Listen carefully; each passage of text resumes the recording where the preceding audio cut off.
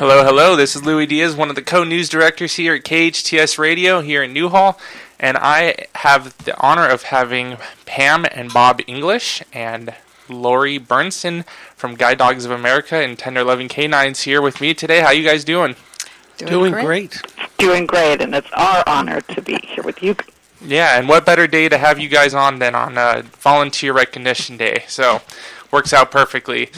So you guys at Tender Loving Canine and Guide Dogs of America, I know I said that backwards, I apologize, have a very unique program that you guys do. So why don't we start off with you guys just explaining to me and all of our listeners what your guys' job is at Guide Dogs of America and Tender Loving Canine. Pam, you want to? Sure. We are puppy raisers. We're often referred to as kind of the backbone of the organization. We get the puppies that are born and bred at Guide Dogs of America, Tender Loving Canines, and at 8 weeks of age they go into homes like ours, and we puppy raise them until they're approximately 18 months of age when they leave us and they go into their formal training, or as we like to say, we send them off to college. That's very cool. So what are the things that you guys teach the puppies? We do basic obedience with them, socialization, and a really big one, which is house manners. That's awesome. And obviously, people listening out on the radio, you wouldn't know this, but there is a puppy in here. Currently, Pam and Bob brought in their yellow lab puppy, Faith, and she is very calm. You would not know she was here, and that's just a testament to the work that these puppy raisers do to these dogs before they go off to be either guide dogs or service dogs. So, Lorri, I believe you have a dog named Captain.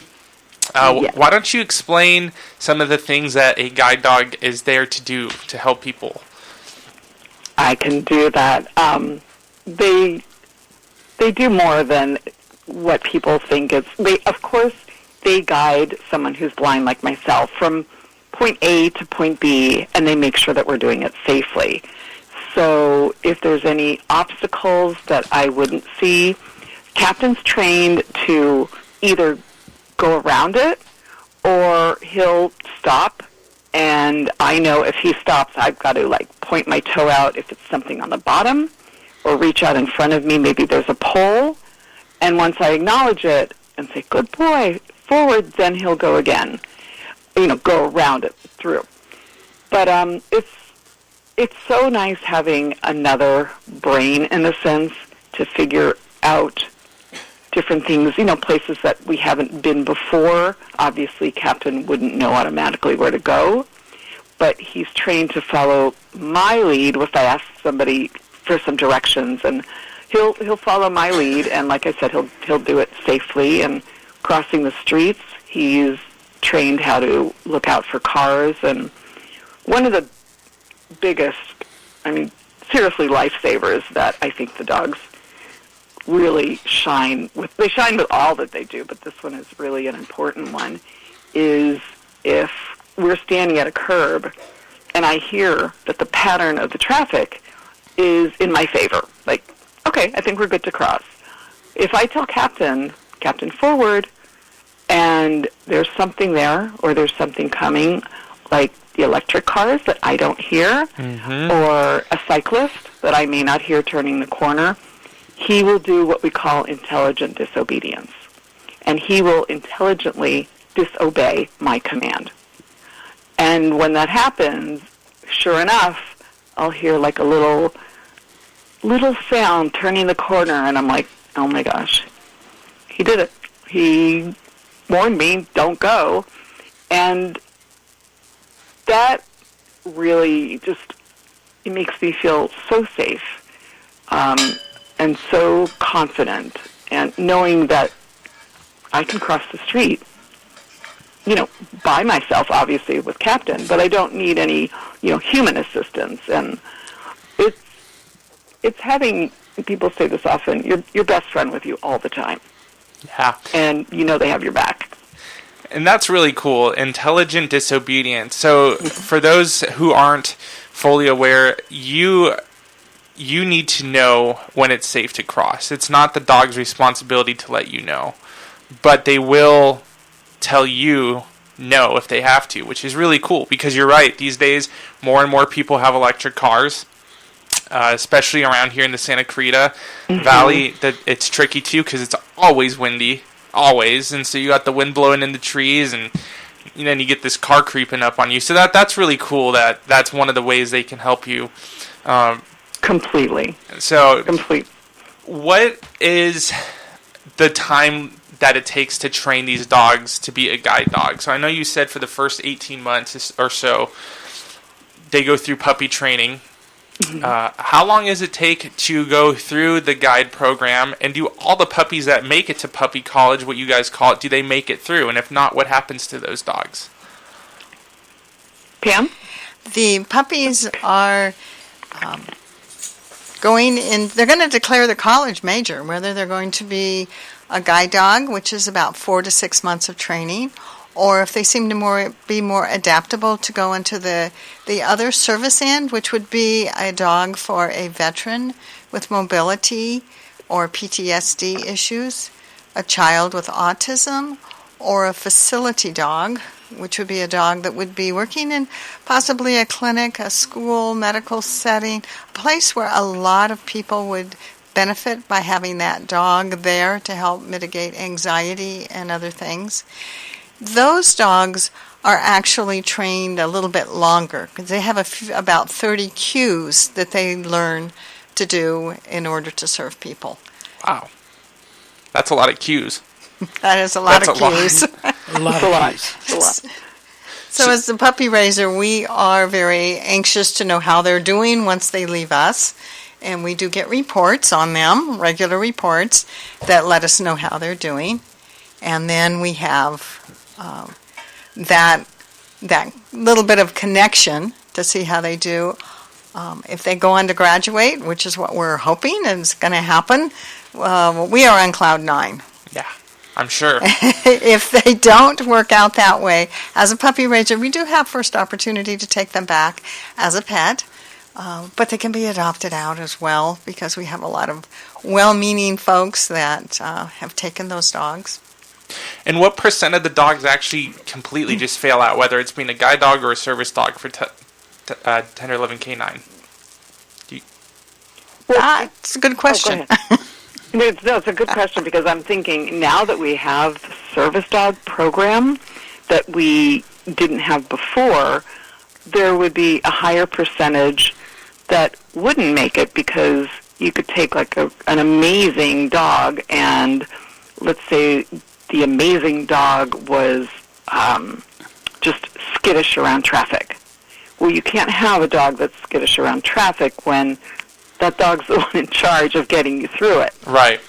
So if we didn't have the service dog program, the dog would be dropped, like Pam said, and become a pet. But now, if there's a dog that is skittish around traffic, he might be a great dog for someone with PTSD or a child with autism, because the focus isn't to cross through traffic. So a lot of the dogs that would have been what we call career changed would be in the program now, because there are other options for them to take. That's very cool. And so the dogs that are with Tender Loving Canines, if I understand it correctly, most of these dogs go to be trained by prisoners. Is that correct? Yes, a lot of the dogs. It's very beneficial for both sides. The prisoners are basically the puppy raisers, like Pam and Bob, and the incarcerated men or women that have them, they've earned it in a way. I know a lot of people are like, prisoners, and they've achieved a lot of milestones to get to that list where they could take in a puppy, and we work with them to know what to train the dog to do, and it changes everybody's life, all in that full circle. Yeah. And it's been a really good program for us. So, a puppy from 8 weeks old to 18 months old, that's a lot of food that has to be bought. There's a lot of vet bills. It could be very pricey, I'm sure, to raise a puppy, and then you have to pay the trainers to train the puppy to do whether it's the guide work or to be a service dog. When it's all said and done, how much do people that need these dogs need to pay to get one of these? Ding, ding, ding. Great question. The recipient, such as myself, we don't pay anything. The cost for the school to put a team together, meaning like Captain and I, is about $60,000. But the recipient only has to be able to, the basics, the food, monthly medication. If they live by GDA TLC, they can come and go to our vet at no charge.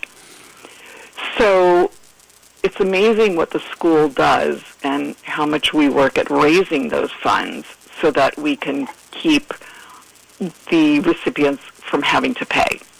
Yeah, that's awesome. $60,000, and it's all just given to people in need for free. That's super cool. Yes, and we don't, it's mainly just fundraisers and, the wonderful giving that people or companies, clubs, we take it from everywhere. Yeah, yep. So it's a lot of work, but look at the outcome. So for anyone who might be hearing this and say, wow, this is really cool, how do I get involved? How can they get involved to be part of this organization to become a puppy raiser? What are the steps that have to take? What are the requirements that go along with that? So the puppy raisers, we are in desperate need of puppy raisers because we have puppies coming, and without puppy raisers, they're not going to get the start in life. We have a puppy raiser information session that happens each and every month. We also have a website, guidedogsofamerica.org, in which someone can go on and look up information about puppy raising. We have application process through that. If someone has an interest, we will invite them to some of our events that we do with our other puppy raisers, especially in Santa Clarita Valley. We have a pretty active puppy raiser group. Mm-hmm. Small, but we're looking to grow it. And so there's an application process. There is attending some kind of meetings so you meet other puppy raisers.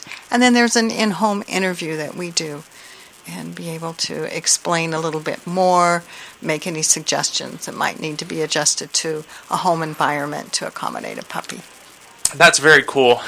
So, Bob, question for you. I understand that you guys have been doing this for quite a while, and it seems like it could be kind of addictive. I believe I remember you saying that Faith is the 35th puppy you've raised. Yes, Faith is number 35 that we've raised. We've been doing it for basically 35 years, and it does become addictive. It becomes, I would say, we get to meet a lot of people. We get to show the dogs off to the community, like coming up the Home and Garden Show in Santa Clarita. We'll be there with Faith and at a booth there at the Home and Garden Show. So come by and see us and meet us and learn more about it.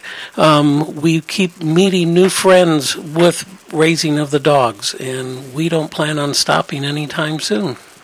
So I know this is a question that's probably one of the most frequently asked questions that you receive, but 35 puppies, one a year.